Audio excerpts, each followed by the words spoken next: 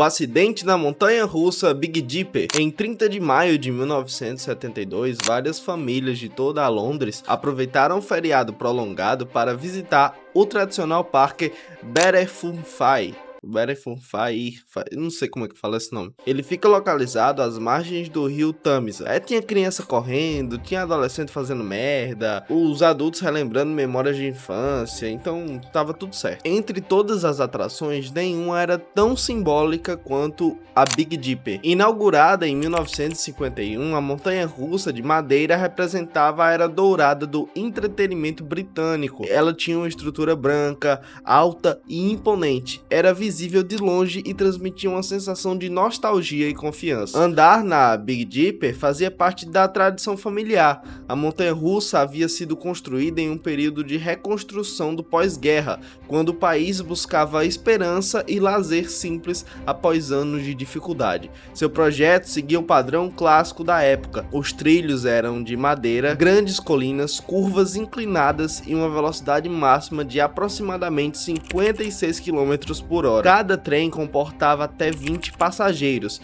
e, em dias movimentados, operava praticamente sem pausas. Com mais de 2 décadas de uso contínuo, a estrutura de madeira havia sido submetida a incontáveis ciclos de o que a gente chama de estresse mecânico. Além da exposição constante ao clima úmido e frio de Londres, ainda assim o brinquedo mantinha uma reputação sólida de segurança, o que fazia com que os visitantes confiassem plenamente na sua operação. Naquela tarde, a fila estava longa. Muitos passageiros já haviam andado diversas vezes no brinquedo ao longo dos anos. Os operadores seguiram o procedimento padrão, acomodando os visitantes nos vagões e abaixando as simples barras de colo. Sabe quando você vai num brinquedo e a única coisa de segurança é uma barra que eles colocam assim na frente, como se aquilo fosse segurar alguma coisa.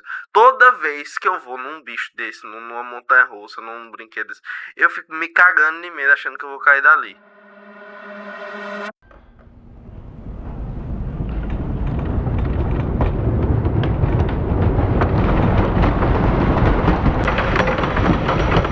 O trem iniciou a subida da primeira grande colina. Por alguns segundos, tudo parecia absolutamente normal.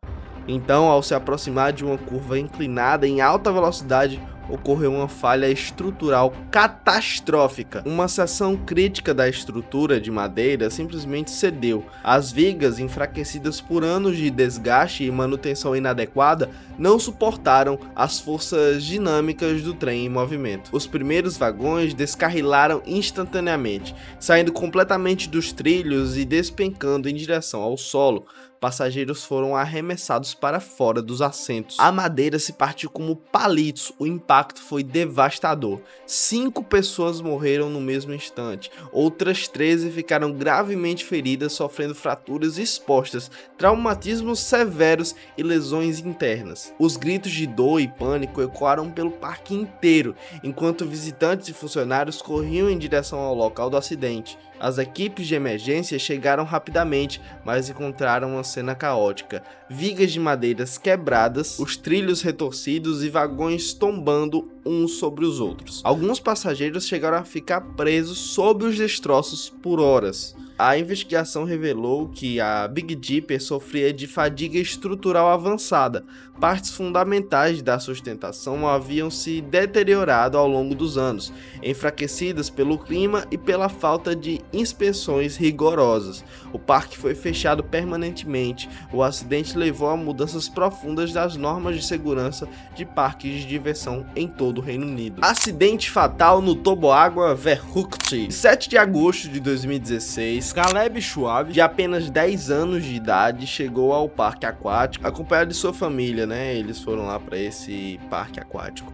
O dia estava quente, típico do verão americano, e o parque estava lotado de visitantes em busca de diversão e alívio do calor. E dominando o horizonte lá na frente de todo mundo, estava o Verrückt, um toboágua de 51 metros de altura, oficialmente reconhecido como o mais alto do mundo. O nome, de origem alemã, significa insano, um aviso que tragicamente se mostraria preciso. O toboágua havia sido inaugurado apenas 2 anos antes, cercado de uma grande atenção da mídia. O brinquedo utilizava uma boia inflável para 3 pessoas e foi projetado para descer uma queda inicial extremamente íngreme e seguida por uma segunda elevação que criava um momento de ausência de peso antes da descida final até a piscina. Por causa das forças extremas envolvidas, a atração exigia uma distribuição de peso muito específica entre os 3 ocupantes da boia.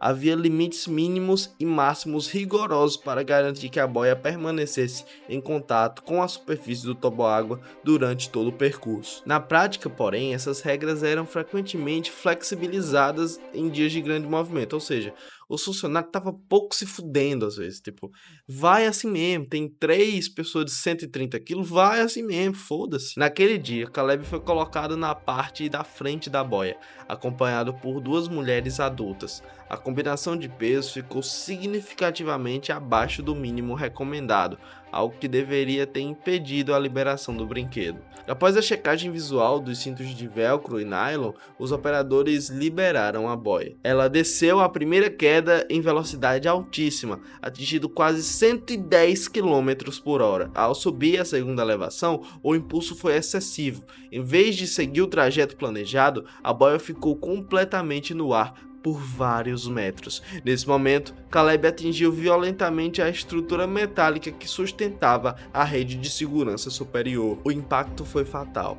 Ele sofreu ferimentos gravíssimos na cabeça e no pescoço. As 2 mulheres sobreviveram, mas ficaram seriamente feridas. O brinquedo foi fechado imediatamente. Caleb infelizmente não resistiu. As investigações posteriores revelaram falhas graves de projeto, avisos ignorados de engenheiros e uma cultura de negligência em nome da inauguração rápida.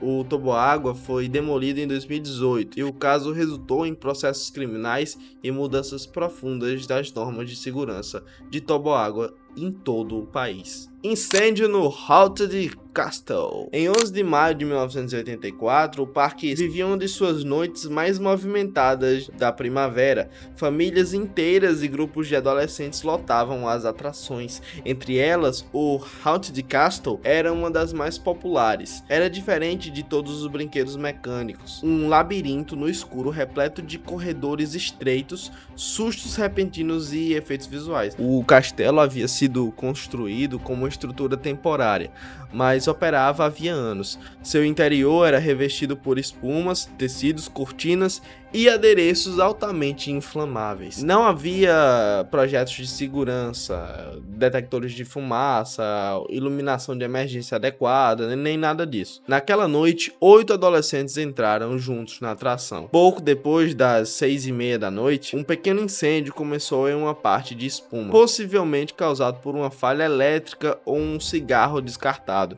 Em alguns minutos, o fogo se espalhou rapidamente pelos corredores interligados. A fumaça tóxica tomou o ambiente. Inicialmente, os visitantes acharam que fazia parte do espetáculo.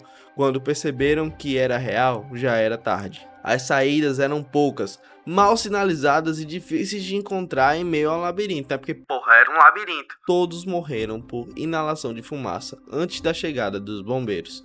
A tragédia revelou falhas gravíssimas de fiscalização e mudou para sempre as regras de segurança contra incêndio em parques de diversão nos Estados Unidos. E vamos aqui agora para o último caso deste vídeo.